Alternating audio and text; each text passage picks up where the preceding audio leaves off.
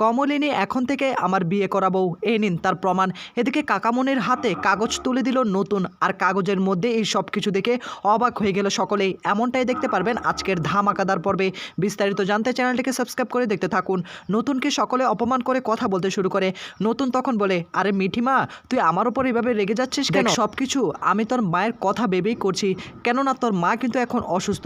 বাড়িতে কবে ফিরবে না ফিরবে সে কাজগুলোকে এভাবে ফেলে রাখা উচিত হবে নাকি? তোর মায়ের আরও স্টেজ বেড়ে উঠবে। নতুনের কথাগুলো শুনে মিটিল ভীষণে রাখতে শুরু করে দেয় নতুনের উপর। কমলিনী তখন বলে, এত তারা তোমার? আমি বলছিলাম কি, আমি বাড়িতে ফিরে গেলে আমি সেগুলো সাইন করে দিতাম। যেহেতু তোমার এতই তারা, তাহলে প্লিজ তুমি নিয়ে আসো। এদিকে কুর্চি বলে, কি ব্যাপার নতুন, যদি তোমার এত তাড়াহুড়া থাকতো তুমি হসপিটালে আসার আগে সব কিছু সেরে নিতে। নতুন দা, তুমি দয়া করে তাড়াতাড়ি এই সব কিছু করে এখান থেকে চলে যাও, তোমাকে দেখতে না আমার ইচ্ছে করছে না। এদিকে নতুন তখন কুর্চির দিকে তাকিয়ে বলে, কুর্চি, তোমরা তো দেখছি এখন আমাকে ফ্যামিলি মেম্বার হিসেবে একদম না করে দিয়েছো, আমাকে ফ্যামিলি মেম্বারই মনে করো। এদিকে মিঠিল তখন বলে, তোমাকে ফ্যামিলি মেম্বার কি করে মানবো এখন থেকে নতুন কাকু? তুমি যে সব কিছু এখন কাকিমার থেকে নিয়ে যাচ্ছ সাইন করে দিয়ে। নতুন কাকু, এতদিন যে তোমাকে আমরা ফ্যামিলি মেম্বার মনে করেছিলাম, এটাই আমাদের সবচেয়ে বড় ভুল ছিল। এদিকে নতুনকে সকলে অপমান করে কথা বলতে থাকে, আর নতুন দাঁড়িয়ে দাঁড়িয়ে সব কিছুই মুখ বুঝে সহ্য করতে থাকে। তখনই মো বলে, কি ব্যাপার নতুন কাকু, তোমাকে সকলে এইভাবে অপমান করে যাচ্ছে, এটা কেন? প্লিজ কেউ আর নতুন কাকুকে অপমান করে কথা বলবে না। যে নতুন কাকু এতদিন তোমার পাশে ছিল আর তাকেই তোমরা সকলে মিলে অপমান করছো, এটা কোনোভাবেই তো মেনে নেওয়ার মতো না। এদিকে নতুন তখন সকলের সামনে বলে ওঠে, তোমরা এখন আমাকে ফ্যামিলি মেম্বার মনে নাই করতে পারো, তাতে আমার কিছু যায় আসে না, কিন্তু আমার অন্তর জানে আমি কিন্তু এখনও তোমাদেরকে ফ্যামিলি মেম্বার হিসাবেই মানি। দেখো, আমি এই সব কিছু লিখে নিচ্ছি আর একটা মাত্র কারণ, কমলিনী খুশি থাকুক। আর কমলিনী এটাই তো চায় আমি যেন সব কিছুই আমার কাছে রেখে রাখি, আর সেজন্যই আমি এই কাজগুলো করছি শুধুমাত্র কমলিনীর কথাই ভেবে। কিন্তু তা না, তোমরা কিন্তু আমাকে ভুল বুঝছো। কি ব্যাপার মিঠিমা, তুমি এভাবে কান্না করছো কেন? আর তোর মার কিচ্ছু হবে না, তোর মার এরকম সাধারণ একটা অপারেশন ঠিক হয়ে যাবে। মন বলছে তোর মার কিচ্ছু হবে না, সামান্য একটা অপারেশন হবে, আমার উপর তুই বিশ্বাস রাখতে পারিস।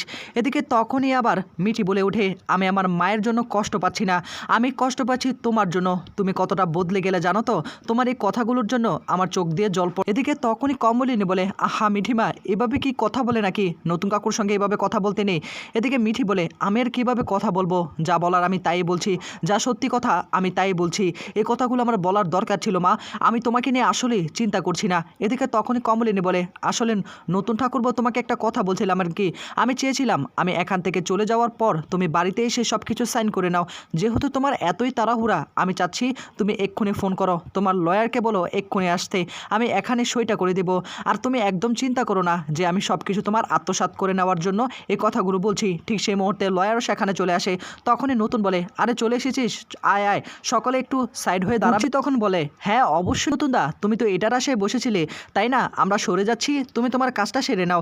এ বলে সকলে এক সাইডে হয়ে যায়। আর এদিকে কমলিনীর সঙ্গে নতুন তার বন্ধু লয়ারকে পরিচয় করিয়ে দিতে শুরু করে। লয়ার তখন বলে, এক্সট্রিমলি সরি, আপনার এরকম একটা দিনে আমাকে আসতেই হলো, প্লিজ কিছু মনে করবেন না। তখনই কমলিনী বলে, না আমি কিছু মনে করিনি, আমাকে বলুন কোথায় সইটা করতে হবে, আমি সেই জায়গায় সইটা করে দিচ্ছি। এদিকে নতুন বলে, হ্যাঁ ওকে দেখিয়ে দে কোথায় সই করতে হবে। এদিকে নতুনের কথা মতো লয়ার কাগজপত্র বের করে। এদিকে তখনই আবার বাবিল বলে ওঠে, আমি কি দেখতে পারি এটি কিসের কাগজ? মিঠি তখন বলে ওঠে, থাক দাদা ভাই, কিচ্ছু দেখতে হবে না, আসলে এগুলো কিছু প্রপার্টির কাগজপত্র মায়ের নামে লিখে দিয়েছিল, এখন আবার সেগুলো নিয়ে যাচ্ছে, তোকে কোনো কিছুই দেখতে হবে না, আর কোনো কিছু নেই আমাদের আত্মসাৎ করার মতো। তখনই নতুন বাবিলের দিকে তাকিয়ে বলে, তোর কি মনে হয় যে তোর মায়ের কাছ থেকে আমি কোনো কিছু নিয়ে নিব? এদিকে বাবিল তখন বলে ওঠে, আমাকে ক্ষমা করবে নতুন কাকু, এই কাজটা করতে বাধ্য হয়েছি, আসলে বিশ্বাস জিনিসটা না এখন উঠে গিয়েছে। এদিকে তখনই আবার বাবিলের দিকে তাকিয়ে নতুন বলে, তুই একটা কথা বলতো, তোদের কি এমন কোনো জিনিস আছে যেগুলো আমি আত্মসাৎ করতে পারি, তোর মাকে একদম নিঃস্ব করে দিতে পারি? তেমন তো কিছু নেই। এদিকে মৌ সকলের সামনে মিঠিকে অপমান করে কথা বলতে থাকে। মিঠিল তখন বলে, নতুন কাকু, যে কাজ করতে এসেছো সেই কাজটা করে এখান থেকে চলে যাও না, এত কথা কেন বলছো? এদিকে পার্বতী বলে, সকলেই দেখছি নতুন তাকে অপমান করে কথা বলছে, এটা কিন্তু একদম ঠিক না। আমি বুঝতে পারছি ও হয়তো বা আমার চিন্তা করছে, অনেকটা বয়স হয়ে গিয়েছে, কখন কি হয়ে যায়, আমার তো একটা ভবিষ্যৎ আছে তাই না? এদিকে তখনই কমলিনী বলে, এসব কথা কেন বলছো পার্বতী, এসব অলক্ষণীয় কথা, তোমার এখন সংসার করার বয়স, তুমি মনোযোগ দিয়ে সংসারটা করবে।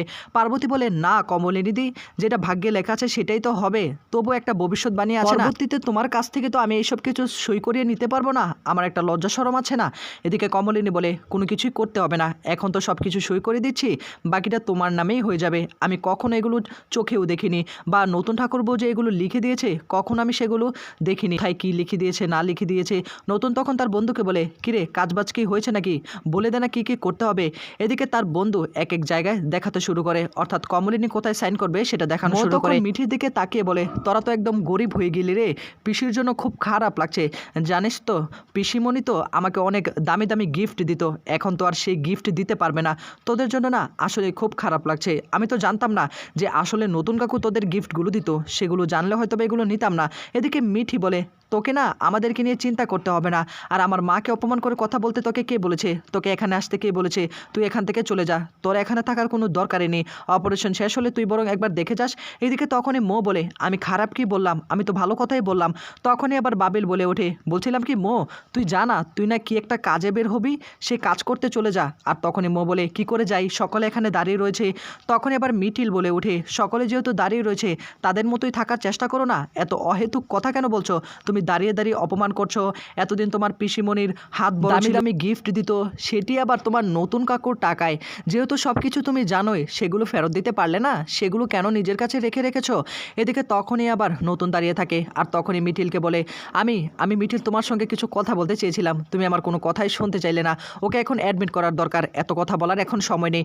অন্যদিকে রিসেপশনে আসে কাকামণি, তারপর প্রশন সকলে। যখন কাকামণি টাকা জমা দিতে আসবে তখন তাদেরকে জানানো হয় এই নামে আরেকজন অনেক আগেই টাকা পয়সা দিয়ে ওনাকে অ্যাডমিট করে রেখে দিয়েছে। আর এই কথাগুলো শুনে ভীষণই চমকে ওঠে সকলে। আর তখনই সিগনেচার দেখতে পায়, সেখানে স্বতন্ত্র অর্থাৎ নতুনের নাম লেখা। আর এদিকে তখনই সকলের সামনে বলে ওঠে, আপনার বরং ওনাকে অ্যাডমিট করিয়ে দিন, 1 লক্ষ টাকা অলরেডি জমা হয়ে গিয়েছে। এদিকে নতুনের এই কর্মকাণ্ড দেখে প্রশন কাকামণি ভীষণই লজ্জাজনক অবস্থার মধ্যে পড়ে যায়। এরকম একটা লজ্জাজনক কাজ করতে পারলো, আমরা ওর কাছ থেকে টাকা নিব, হ্যাঁ আমাদের কি টাকা পয়সা নেই নাকি, ও কি বারবার আমাদেরকে অপমান করার চেষ্টা করছে নাকি। প্রশন বলে, ও দিলেই কি হলো নাকি কাকামণি, ওর সঙ্গে আমাদেরকে কথা বলতে হবে, এক্ষুনি চলো। এই বলে তখন তারা সকলেই সে কাগজপত্র নিয়ে নতুনের সঙ্গে কথা বলার জন্য সেখান থেকে চলে আসে। আর এদিকে নতুনেরও কাজবাজ সম্পূর্ণ শেষ হয়ে যায়। আর এদিকে তখনই পার্বতী বলে ওঠে, আমাকে যদি আগে থেকে বলতে এই সব কিছু, তাহলে কিন্তু আমি বাড়ি থেকে কিছু না কিছু নিয়ে আসতাম। এদিকে তখনই আবার পার্বতীর দিকে তাকিয়ে কমলিনী বলে, যাই হোক তোমার কাজবাজ হয়ে গিয়েছে, এখন সম্পত্তি তোমার নামেই হয়ে যাবে। নতুনের কাজকর্ম শেষ করে তার বন্ধু বলে, আমি তাহলে এখন আসি কেমন, আর আপনাকে কষ্ট দিলাম, আসলে কিছুদিন পর একটু ছুটি পড়ে যাবে তো। নতুন তখন বলে, হ্যাঁ শুভ কাজটা যেহেতু হয়ে গিয়েছে, তাহলে একটু মিষ্টি করবি না, মিষ্টি পান করবি না, মিষ্টি খা না। তখনই পার্বতী বলে, তুমি যদি আমাকে আগে বলতে আমি কিন্তু বাড়ি থেকে মিষ্টি নিয়ে আসতাম। নতুন তখন বলে, তার আর দরকার নেই, যে কোনো সময় আমি আমার বন্ধুকে মিষ্টি খাইয়ে দেবো, এমন মিষ্টি খাওয়াবো তুমিও চমকে উঠবে। এই কথাগুলো পার্বতীর দিকে তাকিয়ে বলতে শুরু করে। কিছুক্ষণ পরই দেখা যাবে এক অন্যরকম ঘটনা ঘটে ফেলে। এদিকে নতুন আসলে তখন কাকামণি বলে, এসবের মানে কি, এসবের মানে কি, তুমি কেন টাকা দিতে গেলে। তখন বলে, নতুন কাকু তুমি বারবার প্রমাণ করতে চাচ্ছ যে তোমার কাছে অনেক টাকা আছে, তাই না, কেন এটা করার চেষ্টা করছো। কাকামণি বলে, আমরা টাকা পয়সা নিয়ে এসেছি, তুমি কেন আগে থেকে অ্যাডমিট করালে, কোন সাহসে। তখনই আবার নতুন বলে, এসব কিছু এখন ভাবা যাবে না, ওনাকে অর্থাৎ কমলিনীকে এখন অ্যাডমিট করাতে হবে, প্লিজ আপনারা যান কমলিনীকে অ্যাডমিট করে দিয়ে আসুন। এদিকে চেঁচামেচির আওয়াজ শুনতে পায় সকলে। আর তখনই কমলিনী বলে, কী ব্যাপার, চেঁচামেচির আওয়াজ শুনতে পাচ্ছি। মিঠি তখন বলে, হয়তোবা নতুন কাকু উল্টাপাল্টা কোনো কিছু করেছে, সেই কথাগুলো হয়তো বা শোনাচ্ছে, তুমি একদম শান্ত থাকো, যা হবার তা হতে দাও। অন্যদিকে তখনই কাকামণি ভীষণই রাখতে শুরু করে নতুনের উপর। নতুন তখন বলে, আমি কি টাকা দিতে পারবো না, কোন সাহসে আপনি এই কথা বলছেন কাকামণি, আপনার কি সেই অধিকার আছে নাকি। তখনই কাকামণি বলে, তোমার কি সেই অধিকার আছে টাকা দেওয়ার।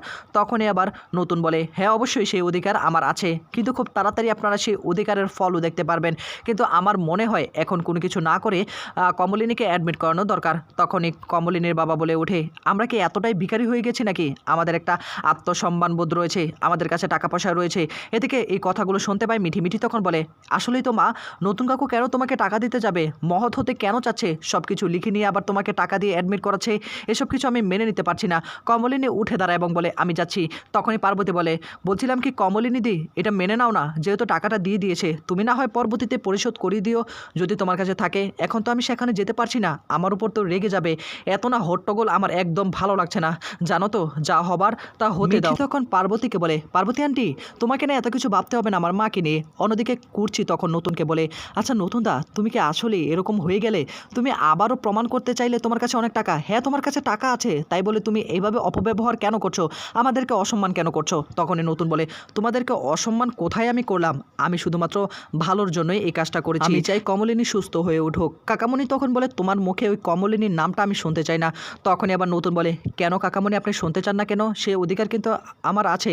মিঠি তোকে অনেকবার বলতে চেয়েছিলাম কিছু সিক্রেট কথা, তুই তো শুনলি না, তাই সকলের সামনে আজকে আমাকে বলতে বাধ্যই হলাম। আর তখনই দেখা যাবে কাকামণির হাতে সে কাগজপত্র দেয়, আর কাকামণি দেখে ভীষণই অবাক হয়ে যায়।